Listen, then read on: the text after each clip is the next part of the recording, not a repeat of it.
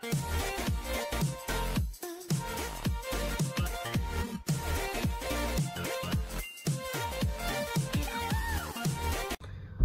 friends, so welcome back to another very useful topic today.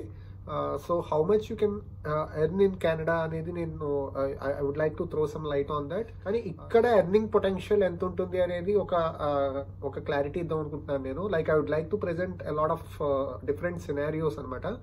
మీరు మా monthly expenses in Canada and savings కనుక చూసినట్టయితే so మీకు ఒక క్లారిటీ వస్తుంది. లైక్ సో ఇక్కడ యూజువల్గా ఇంత శాలరీ వస్తే ఎంత సేవ్ చేయొచ్చు అని చెప్పి.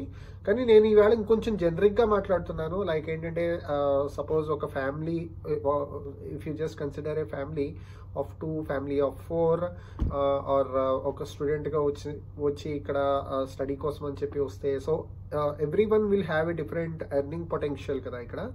సో ఫస్ట్ మనం స్టూడెంట్స్గా కనుక తీసుకున్నాం అనుకోండి, లైక్ చాలామంది ఇక్కడ స్టడీ వీసా మీద వస్తారు. సో గవర్నమెంట్ ఏంటంటే మీకు 20 hours వాళ్ళకి వర్క్ చేయడానికి ఆపర్చునిటీ ప్రొవైడ్ చేస్తుంది. Like 20 hours in a week.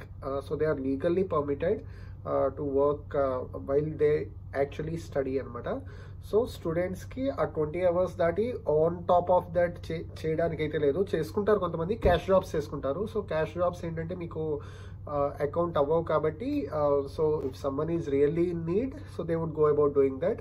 ఇంకోటి మీరు మాస్టర్స్ కనుక తీసుకున్నారనుకోండి, మీకు అంత టైం ఉండకపోవచ్చు. మోర్ దాన్ 20 hours మీరు పుట్టిన్ చేయడానికి it might be really very difficult. ఎందుకంటే మీకు థీసిస్ ఓరియంటెడ్ కోర్సెస్ అన్నీ కూడా కొంచెం మీరు పెట్టాల్సిన స్టడీ చాలా ఎక్కువగా ఉంటుంది. Like it's not so easy to manage your time when you are especially doing your masters. కానీ PGDM అంటే పోస్ట్ గ్రాడ్యుయేట్ డిప్లొమా చదువుకోవడానికి వచ్చిన వాళ్ళకి హార్డ్లీ 1 or 2 years కోర్స్ మాత్రమే ఉంటుంది కాబట్టి అంత స్ట్రెస్ ఉండదు. ఇట్స్ ఓన్లీ నార్మల్ కోర్సెస్ ఒకటి వాళ్ళు కంప్లీట్ చేసిన వెంటనే వాళ్ళకి వర్క్ పర్మిట్ వస్తుంది కాబట్టి వాళ్ళు చదువుకుంటున్న టైం నుంచి కూడా they start exploring different types of part time jobs అనమాట. So every province has got their own set of wages. Minimum wage ఉంటుంది. సో మ్యాక్సిమం అన్ని మినిమం వేజ్ జాబ్సే ఉంటాయి స్టూడెంట్స్ చేసేవన్నీ కూడా. యాక్చువల్గా మీరు టిమ్ హార్టన్స్లో కానీ, మెక్డీలో కానీ, లేదంటే రెస్టారెంట్స్లో కానీ సో డిఫరెంట్ ఆల్టర్నేటివ్స్ ఉంటాయి. లేదంటే మీకు ఫుడ్ డెలివరీ కానీ. So people keep working like $14 or $15 per hour. $20 per week అంటే it becomes like $80 per month. So $80 per month multiplied by $15 per hour.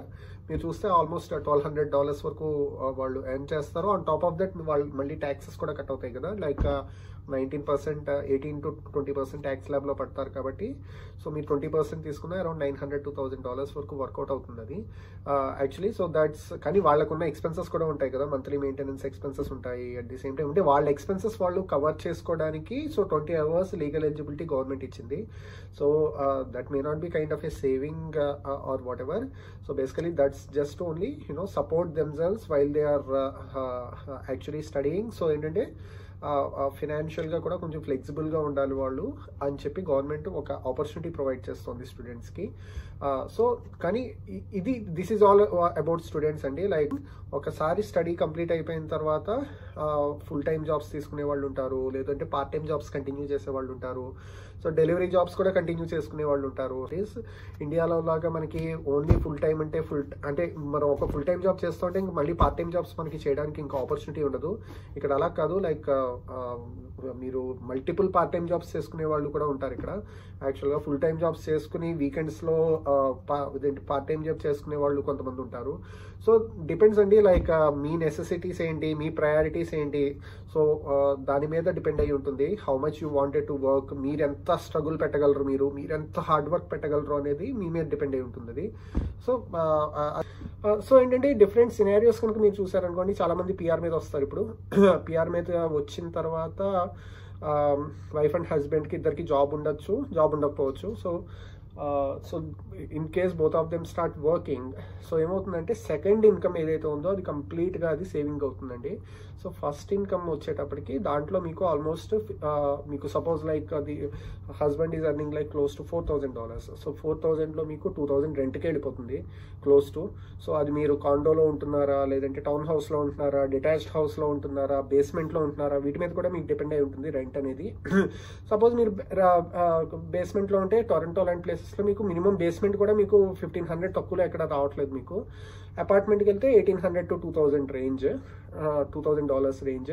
So మీకు కాండోస్కి వెళ్తే అప్ టు 2000 నుంచి 2500 మీరు బఫర్ పట్టుకోవచ్చు. ఇంకా మీరు టౌన్ హౌసెస్ కానీ టౌన్ హౌసెస్ కానీ లేదంటే డిటాచ్డ్ కానీ సెమీ డిటాచ్డ్కి వెళ్తే so there are people who keep paying almost like $3000 as rent. So ఇదంతా ఏంటంటే మీ లైఫ్ స్టైల్ మీకు ఎలా కావాలి అనుకునే దాన్ని బట్టి. So if you are renting out something, so దాని మీద డిపెండ్ అయి ఉంటుంది ఏ లొకాలిటీలో ఉంటున్నారు, అక్కడ ఉన్న స్కూల్స్ ఏంటి, సో ఏంటంటే మీ కమ్యూట్ని బట్టి. So they are lot of parameters on that కదా. $2000 మీకు సపోజ్ మీకు మంత్లీ రెంట్ కనుక ఎక్స్క్లూడ్ చేశారనుకోండి, మీకు వచ్చే $4000లో నెక్స్ట్ మీ మెయింటెనెన్స్ అండి. నెక్స్ట్ కార్ ఉంది అంటే మాత్రం మీకు $700 మీకు ఫసక్ట్ అయిపోతుంది ఎవ్రీ మంత్ యాక్చువల్గా. అందుకనే కొత్తగా వచ్చిన ఇమిగ్రెంట్స్ ఎవరు కూడా ఇనీషియల్గా కార్ తీసుకోరు. సో కార్ కొనడం కాస్ట్లీ కాదండి, కానీ కార్ మెయింటైన్ చేయడం చాలా కాస్ట్లీ ఇక్కడ.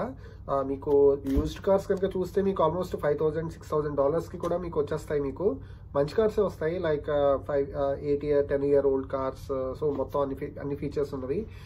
కానీ ఏంటంటే మీరు కార్ కొనడానికి మీరు ఎక్కువ అమౌంట్ ఇన్వెస్ట్ చేయకపోయినా సరే, బట్ మెయింటెనెన్స్ ఎలా ఉంటుందంటే మీకు మంత్లీ ఆల్మోస్ట్ ఒక $150 to $200 మీకు మోర్టగేజ్ పోతుంది ఇన్ కేస్ మీరు కనుక ఫైనాన్సింగ్ కనుక వెళ్ళినట్టయితే. అండ్ సెకండ్ థింగ్ ఏంటంటే మీకు గ్యాస్కి మీరు ఇంకో $150 to $200 మీరు గ్యాస్కి స్పెండ్ చేయాల్సి వస్తుంది. అది దట్ అగైన్ డిపెండ్స్ ఆన్ మీరు ఎంత రేడియస్లో ఉంటున్నారు మీ వర్క్కి అనే దాని మీద డిపెండ్ అయి ఉంటుంది యాక్చువల్గా. ఇంకోటి అన్నిటికన్నా కాస్ట్లీయెస్ట్ పారామీటర్ ఏంటంటే కార్ ఇన్సూరెన్స్ అండి. సో మీరు ఒక కొత్త డ్రైవర్గా మీరు కెనడాలో G2 లైసెన్స్తో మీరు స్టార్ట్ చేశారు డ్రైవింగ్ అంటే, సో $400 పర్ మంత్ మీరు మినిమం పట్టుకోవచ్చు మీరు. సో అవి కొన్ని ఏరియాస్ ఏంటంటే మీకు కాస్ట్లీ ఉంటాయి లైక్ ఇన్సూరెన్సెస్ అవి. లైక్ టొరంటోలో కూడా ఎక్స్క్లూజివ్గా బ్రాంప్టన్ కానీ, స్కార్బరో కానీ, మిసిసాగా కానీ, ఈస్ట్ యార్క్ కానీ, సో ఈ లొకాలిటీస్ అన్నీ కూడా మీకు మినిమం $400 నుంచి స్టార్ట్ అవుతాయి if you are a new driver. So మీకు ఆన్ టాప్ ఆఫ్ దట్ యాక్చువల్గా ఇంకా మీకు ఏమైనా ఒక పార్కింగ్ టికెట్ పడినా, లేదంటే ఒక స్పీడింగ్ టికెట్ పడినా, లేదంటే ఏమైనా మీరు సిగ్నల్ని మీరు బ్రేక్ చేసినా, లైక్ ఏమైనా యాక్సిడెంట్ చేసినా, ఇంకా మీ ఇన్సూరెన్స్ కాస్ట్ ఎలా జంప్ అవుతుంది అనేది. There are people who keep paying like $700 to $800 మధ్యలో 2-3 టికెట్స్ వచ్చి పెనాల్టీస్ ఏమైనా పడినా. సో ఇక్కడ అసలు రూల్స్ ఆర్ టూ స్ట్రింజెంట్ అండి. కార్ తీసుకున్నా కూడా అసలు డ్రైవ్ చేయడానికి అయితే నిజంగా నాకైతే ఉడుకొచ్చింది.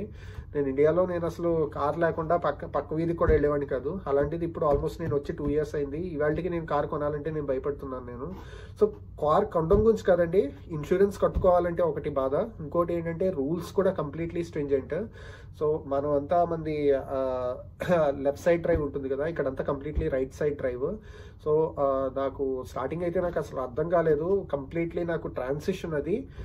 సో ఆ మైండ్ సెట్ అది కూడా ఏంటంటే it's not so easy to accustom to right side driving condition. ఇండియాలో మీరు కార్ డ్రైవ్ చేసి మీరు ఇక్కడికి వచ్చారు అంటే మాత్రం ప్రాపర్ డ్రైవింగ్ స్కూల్లో ఎన్రోల్ అయ్యి. సో ఇక్కడ ఏంటంటే ఇట్స్ నాట్ అబౌట్ డ్రైవ్ ఈజీగా చేయగలరండి, కానీ రూల్స్ స్పెషల్గా మీకు లెఫ్ట్ తీసుకునేటప్పుడు, రైట్ తీసుకునేటప్పుడు, పెడెస్ట్రియన్స్ చూసుకునేటప్పుడు అసలు టూ మచ్ ఉంటాయి రూల్స్. అంటే నాకైతే మాత్రం కొంచెం ఇనీషియల్గా ఏంటంటే లైక్ మైండ్ ట్యూన్ చేసుకోవడానికి it took me a lot of time.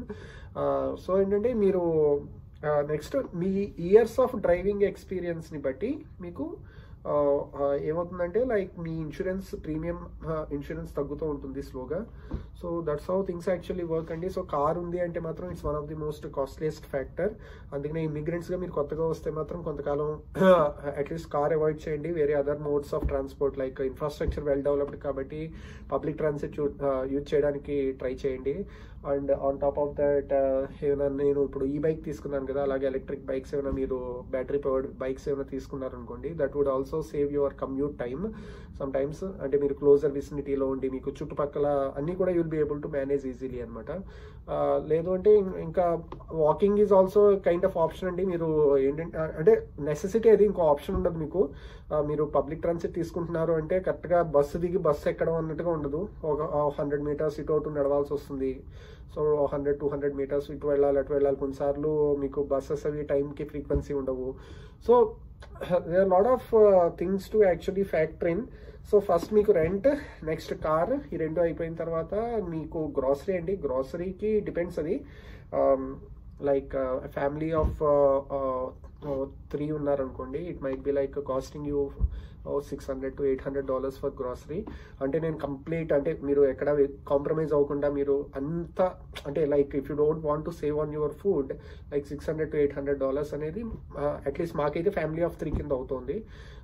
So grocery అదంతా అయిపోయిన తర్వాత ఇంకా మిగతా ఎక్స్పెన్సెస్ ఏమి ఉండవండి. మీకు పిల్లలు ఉంటే కొంత చైల్డ్ బెనిఫిట్ వస్తుంది. దట్ అగైన్ డిపెండ్స్ ఆన్ మీరు ఎంత ఇన్కమ్ రేంజ్లో పడుతున్నారో అనే దాన్ని బట్టి చైల్డ్ బెనిఫిట్ వస్తుంది. సపోజ్ లో ఇన్కమ్ గ్రూప్లో ఉన్నారనుకోండి, లైక్ 40,000 50,000 లోపు మీరు ఆ ఇన్కమ్ గ్రూప్లో ఉంటే మీకు almost you will get you know like complete child benefit $650 వరకు మీకు ఆల్మోస్ట్ వస్తుంది, 600 to 650 మధ్యలో. అది మీరు ఎవ్రీ ఇయర్ ఫైల్ చేసే ట్యాక్సెస్ని బట్టి మీ మీకు ఎంతమంది చిల్డ్రన్ ఉన్నారు దాన్ని బట్టి ఆ చైల్డ్ బెనిఫిట్ అనేది మీ ఇన్కమ్ లెవెల్స్ని బట్టి ఇస్తారు. ఇక్కడ ఏంటంటే కెనడాలో మీ ట్యాక్సెస్ అవి కూడా ఎలా ఫైల్ చేస్తారంటే ఫ్యామిలీ ఇన్కమ్తో మీరు ఫైల్ చేస్తారు. So it's not just only with you know single income కాదు. సో ఇప్పుడు మీరు వర్క్ చేసి మీ వైఫ్ వర్క్ చేస్తే మీ ఇద్దరు ఇన్కమ్ని టోటల్గా యాడ్ చేసి ఇది మీ ఫ్యామిలీ ఇన్కమ్. ఈ ఫ్యామిలీ ఇన్కమ్ మీద టోటల్గా మీకు పిల్లలు ఎంతమంది ఉన్నారు, వాళ్ళ చైల్డ్ బెనిఫిట్ ఎంత అనేది సిఆర్ఏ డిసైడ్ చేస్తుంది, అంటే central revenue agency. So Canada revenue agency, sorry. So ఇది తప్ప మీకు ఇంకా మేజర్ చంక్ ఆఫ్ ఎక్స్పెన్సెస్ అయితే ఉండవండి. యాక్చువల్లీ ఇంకోటి మెడికల్ ఒకటి నేను మర్చిపోయాను. మెడికల్ ఏంటంటే మీకు ఓహిప్ కార్డు మీద మీకు ఆల్మోస్ట్ హాస్పిటలైజేషన్ కానీ సర్జరీస్ కానీ అన్ని ఫ్రీ ఆఫ్ కాస్ట్ మీకు పెర్ఫామ్ చేస్తారు. కానీ డ్రగ్స్ కవర్ అవ్వండి. ఇప్పుడు మీరు సపోజ్ డాక్టర్ కన్సల్టేషన్ కూడా ఫ్రీ ఉంటుంది ఓహిప్ మీద, కానీ మీరు డాక్టర్ దగ్గరికి వెళ్ళిన తర్వాత he prescribes you some medicines. ఆ మెడిసిన్స్ మీకు ఓన్లీ ప్రైవేట్ ఇన్సూరెన్సెస్ మాత్రమే మీకు కవర్ చేస్తారు. సో ఏంటంటే like medicines are not covered on OHIP. So that will be a cost. మీరు పార్ట్ టైం జాబ్స్ మీద ఉన్నారనుకోండి, మీకు చాలా మటుకు మెడికల్ ఇన్సూరెన్సెస్ అంటే హెల్త్ కవరేజ్ ఉండకపోవచ్చు ప్రైవేట్ వెండర్స్ నుంచి. సో ఇన్ దట్ కేస్ ఇప్పుడు మీరు ఫుల్ టైం జాబ్స్లో ఉన్న మ్యాక్సిమం చాలా మటుకు అన్నీ కూడా మీకు ప్రైవేట్ ఇన్సూరెన్స్ కవర్ అవుతాయి, మీకు మీ హెల్త్ ఇన్సూరెన్స్ ఇవన్నీ కూడా. సో అందుకనే అది ఒక మేజర్ చంక్ ఆఫ్ ఎక్స్పెన్స్ అవుతుంది in case someone is on part time jobs. So ఎందుకంటే మీరు జస్ట్ నేను చెప్తున్నాను కదా, లైక్ ఇవి కూడా ఎలా వర్కౌట్ అవుతాయంటే కో ఇన్సూరెన్స్ మీద వర్కౌట్ అవుతాయి ఇండియాలో అలాగే. సో లైక్ మీకు ఒక $50 మెడిసిన్స్ ఉన్నాయనుకోండి, out of which you just hardly pay $2 or $3. మిగతాదంతా కూడా ఇన్సూరెన్స్ కంపెనీ ఏంటంటే మెడిసిన్స్కి కవర్ చేస్తుంది. సో అది మీరు ఆ $50 మీ పాకెట్ నుంచి మీరు స్పెండ్ చేయాలి in case of any emergency అంటే మాత్రం that's gonna B a huge cost కదా. సో అందుకనే పార్ట్ టైం జాబ్స్ కన్నా కాకుండా కాంట్రాక్ట్ జాబ్స్కి పార్ట్ టైం జాబ్స్కి ఫెసిలిటీస్ ఉండకపోవచ్చు చాలాసార్లు. సో అందుకనే చాలామంది ఫుల్ టైం జాబ్స్ చేసుకోవడానికి కొంచెం పే తక్కువ ఉన్నా సరే ఫుల్ టైంకే వెళ్తారు. కాంట్రాక్ట్లో మీకు కాంట్రాక్ట్ జాబ్స్కి ఎక్కువ శాలరీ ఉంటుంది obviously. So people are almost like 1.5 times or 2 times higher than normal jobs. కానీ ఇలాంటి మెడికల్ ఎమర్జెన్సీస్ ఏమైనా వచ్చినప్పుడు కాంట్రాక్ట్ జాబ్స్తో మీకు ఇలాంటి ప్రైవేట్ ఇన్సూరెన్సెస్ కవరేజ్ ఏది ఉండదు. సో సిగ్నిఫికెంట్ మెడికల్ ఎక్స్పెన్సెస్ ఏమైనా మీరు అండర్ గో అవ్వాలి అన్నప్పుడు you have to pay it from your own pocket. So that's also a cost అది. And if both of you are working finally, so you're gonna save a significant amount of money. So close to I would say like if both of you are on survival jobs and you don't have a car, so one salary goes for your rent and unko salary lo meeku 50% meeku saving untundi. Suppose both wife and husband are like earning $4,000 every month. So వాళ్ళ monthly total income వచ్చి $8,000 take home ఉందనుకోండి, అందులో వచ్చి ఒక $3,000 ఒక $4,000 with car వాళ్ళకి maybe అంటే one income goes for your monthly maintenance. ఇంకో $4,000 is gonna be their complete saving అనమాట. అంటే which is like close to 2 lakh rupees, 2 lakh to 2,50,000 rupees మధ్యలో. So that will be their monthly saving. So and also నేను already అంతకు ముందు కూడా చెప్పాను నేను, లైక్ ఏంటంటే Canada is not a place where you save a lot of money. So ఈ కంట్రీకి మ్యాక్సిమం అందరూ రావడానికి ఇష్టపడేది క్వాలిటీ ఆఫ్ లైఫ్ ఎంజాయ్ చేయడానికి వస్తారు. సో ఏంటంటే లైక్ ఈ మాత్రం సేవింగ్స్ ఇండియాలో ఉన్నా సరే మీకు 2 lakhs సేవ్ చేసిన వాళ్ళు చాలామంది ఉన్నారు. అంతేందుకు మా సిస్టర్ వాళ్ళే actually both of them are working back in India. ఇద్దరికి 1 lakh వస్తుంది. సో 2 lakhsలో హార్డ్లీ ఇండియాలో ఎక్స్పెన్సెస్ ఎంత ఉంటాయండి, మొత్తం ఫ్యామిలీ అంతా కూడా 40,000-50,000లో మెయింటెనెన్స్ అయిపోతుంది. సో remaining 1.5 lakh is kind of a saving. So ఇక ఇండియాలో మీకు చాలా హై పేయింగ్ జాబ్స్ ఉంటే మాత్రం there is no point in coming over here just only for the financial terms. If you are thinking in lines of providing a better quality of life for your children, or you wanted to enjoy a good quality of life being in the West, this is a country to migrate. And so yeah, the decision is all up to you. నేను ఇక్కడున్న reality నేను మీకు present చేశాను. So and after that it's your call whether you wanted to choose Canada as a destination or not. So I think this video gave you a better insight about how things actually work here, and financial ga whether viable la kada anedi. So you think twice before you take a call. So because maaku ila cheppina vallu evaru leru, so at least my experiences okaliki share cheyadam valla evarkaina help avutundi ani cheppi memu, so we are trying to throw as much light as possible.